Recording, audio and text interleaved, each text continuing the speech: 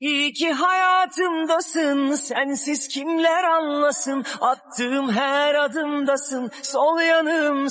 Arkadaşlar Maltepe civarında böyle çocuklu bir çete var. Müsaitin hanımı gel buraya. Doğum günümdeki kapıdaki çamaşır sulardan birini almış giderken yakar. Allah'ın işi helal mal. Nasıl önüme çıkardı Rabbim? Çocuk şubeye mi gidiyor? Böyle para biriktirip Hayır, inşaat yapıyor. kocan apartmanı yapan müteahhit. Ama bidon çamaşır suyu seni mi kurtaracak? Bak ben Geç, kayınvalidemden etrafımız toplamış müteahhit hanımıyla dolu.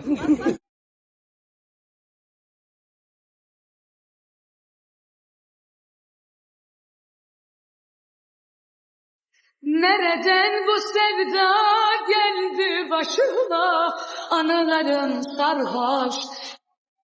Bir gelin bir görümce, nutkum durdu görünce. Bir gelin bir görümce, nutkum durdu görünce. Aklımı baştan aldı tatlı tatlı gülünce.